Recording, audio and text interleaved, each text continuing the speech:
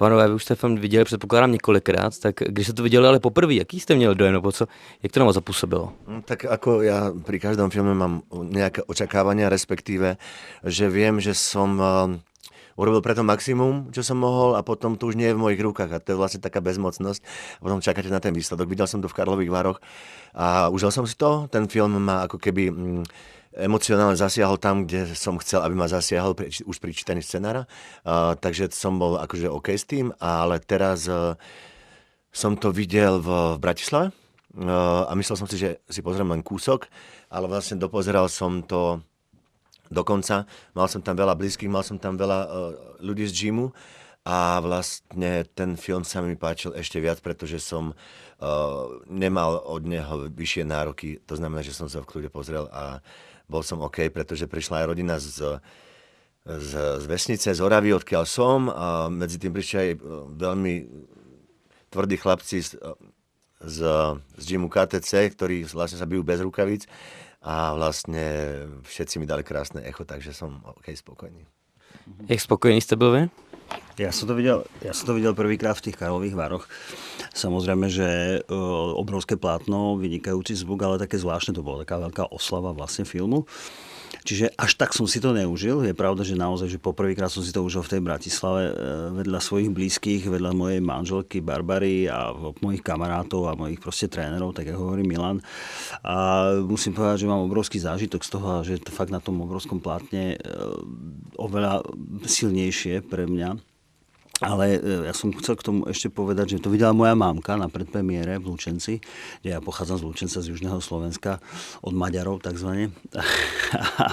Moja mama mi doteraz vypisuje, že je nadšená, že to chce ešte vidieť raz. A ja som jej musel včera napísať, že až taký hulvát nie som. Tak, ale si tako, že je ti dobre v živote, hej, je to v poriadku. Hovorím, OK, mami, je. A tak si hovorím, dobre funguje, film funguje, tak asi tak. Tyhle ty filmy o bojovnicích vždycky kopíruje nějaké ty velké příběhy bojovníků, ať už je to Rocky nebo cokoliv jiného. A nejenom jste to vy, dva ti hrdinové, ten Záporák, Drago, Rocky a podobní. Tak jak je to pro vás něco silného? Protože přece jen chlapi, tak asi jste na to koukali jako mladí na ty filmy. Teď to žijete? Mne spomenula moja sestra, lebo tam bola akože aj moja sestra, súrodenci. A so slzami v očiach, že či si pamätám, keď sme pozerali Krvavý šport, že ako sme to prežívali, ja som netušil, že budem herec a úplne proste sme sa vrátili do detstva. Ale ja hovorím o tom, že keď niekto že má predsudky, alebo že je to kopírované, alebo že sa to na niečo podobá, tak určite nie je, pretože ja rád odpoviem na to, že každý ten osud toho človeka, aj teba, že proste aj ty si zažil veľa lásky, veľa sklamania, veľa zrád, veľa všetkého a vlastne takisto každý človek má právo na rôzne emócie. To znamená, že my nehráme ani Rockyho, ani Jean-Claude Van Dammeho, ale my hráme postavu Hoffa a Kardoša. Ten Kardoš, jak by bylo specificky říkat ty věci a možná, protože to občas byly dost krutý hlášky, dost krutý věci, tak co jste tam prožívalo vy, nebo jak těžký bylo tady to se nastavit? No, vlastne pre mňa bola najťažšia tá maďarčina. Áno, že ja som ako vyrastal v maďarskom prostredí, ale proste neviem maďarsky rozprávať, ale tak ako v uchu niečo mám.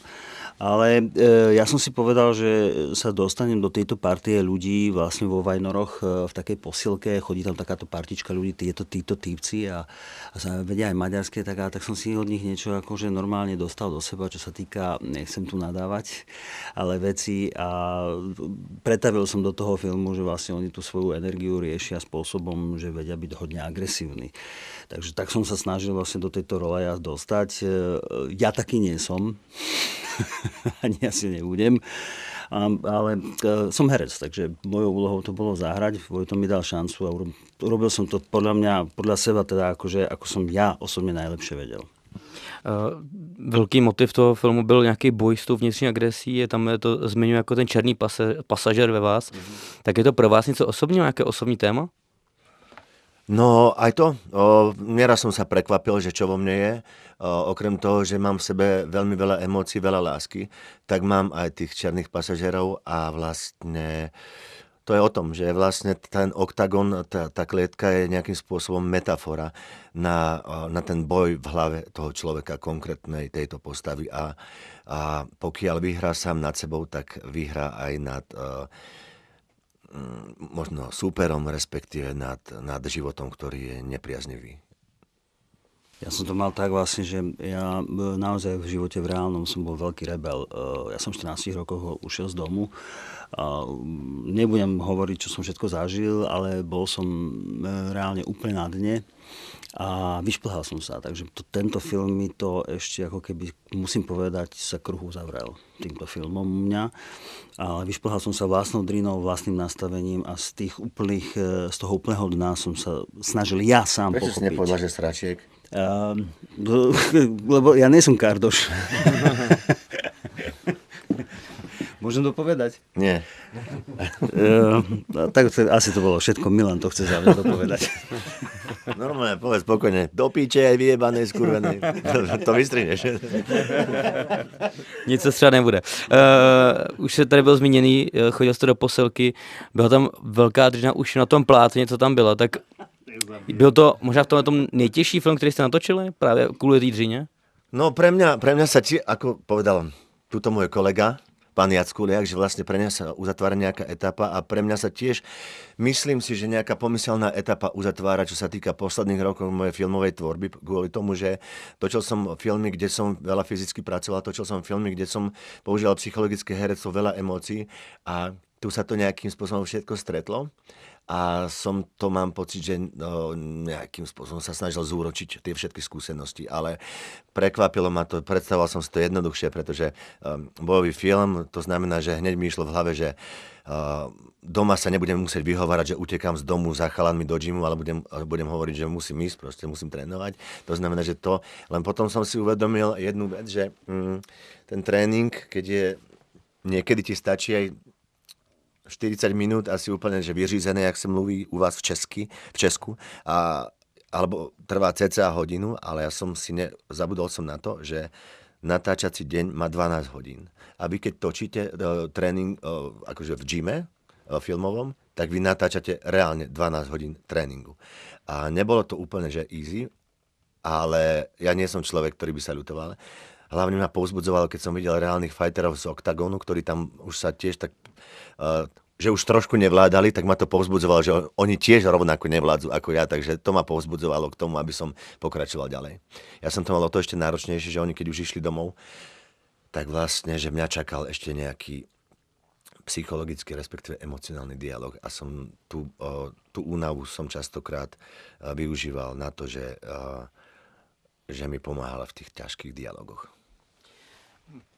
A to mě ještě zajímá právě ty bojové scény, tohleto všechno. Bylo potřeba trénovat i mimo, vlastně mít ten double trénink, aby se dostali do formy? Jak těžký bylo se dostat do té fyzické kondice? U mňa to bolo, ja som vlastne, poviem za sebe, že rok a pol trénoval naozaj grécko-rímske zápasenie, mal som box, bodybuilding, do toho samozrejme potom prišla strava, ale viete, keď sa pripravujete na takýto film a ešte do toho máte plno iných vecí, ešte aj rodinu, tak to naozaj nie je jednoduché, ale musím povedať, že rok a pol driny. Ale čo som sa naučil za ten rok a pol ako ja herec, je disciplína. Disciplína, lebo to sa nedá, ja to poviem tak, ako by to povedal Milan, ojebať. Tak. Ja som si vlastne to urobil tak, že chcel som sa na to pripraviť poctivo, ako sa snažím poctivo pripravovať aj na postavy v divadle, či na akúkoľvek filmovú postavu. Tuto som to chcel využiť a dal som si takú výzvu, že som si dal reálny zápas do organizácie Kráľ ulice, že tá príprava bude súvisieť aj s tým, že ma to bude hnať. Lenže stala sa taká vec, že vlastne ja som ten film dotočil, presne to bolo nejak pred rokom, sme dotáčali hlavný zápas, ktorý bol tiež dramatický, pretože boli aj zranenia veľmi výrazné. Nie len u mňa, u Jacka vážnejšie a jednoducho všetci, ktorí sme boli herci, ktorí sú v tom filme, tak každý z nás bol v nemocnici. Napriek tomu, že sme sa snažili pripraviť, že sme sa otúžovali, takže tiež som musel načrieť do toho, že čo to je zápasenie, aby som vedel, že nie, že hádzať ja tých ľudí, pretože som vedel, že budem hádzaný, ale kvôli tomu, aby neprišli nejaké zranenia, keď budem hádzaný. Takže vlastne potreboval som vedieť, čo to je, ako sa to chytá a teda.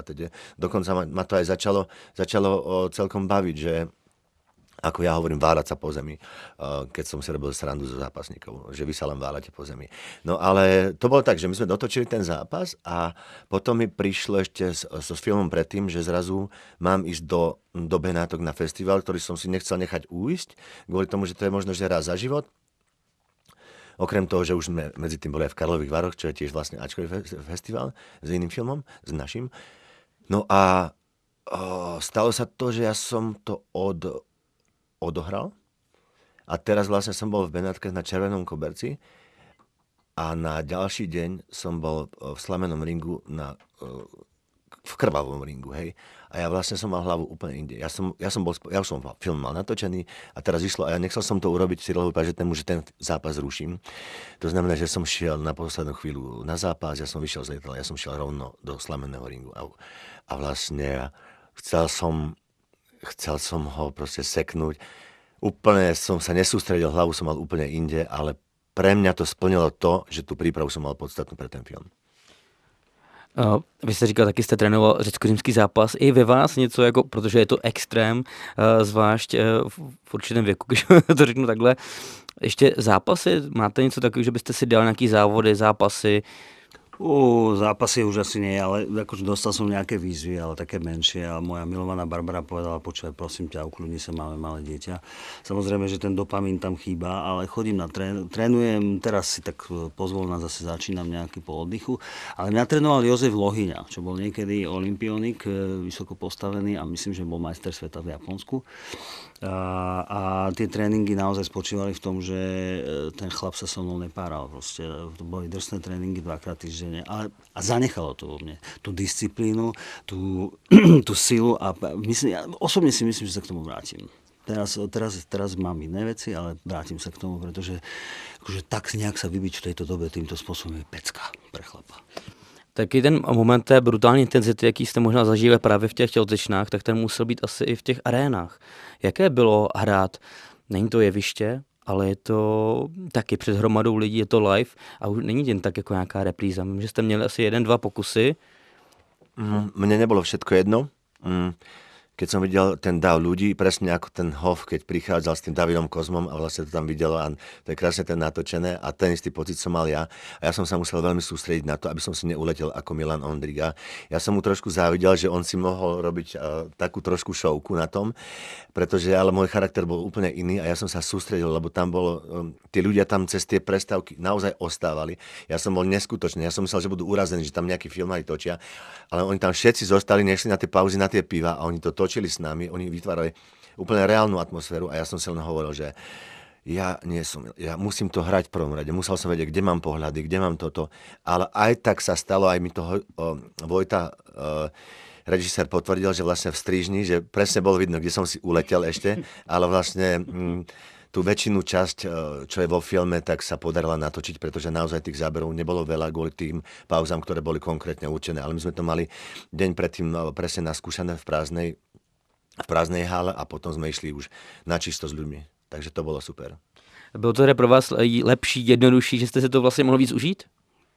No, ako otázka pre mňa, že je lepšie jednoduchšie, tak ako samozrejme, že keď máte viacej ako improvizáciu v niečom, ale ja ten Bela Kardoš ako reálne nie som. Ja som úplne iný prototyp človeka, proste vnútorne nastaveného. Ja mám bohužiaľ, alebo bohudík, to už je na rozhodnutí taký ksicht, že všetci ma chcú byť, čiže chápem, prečo ma obsadili. Ale nie.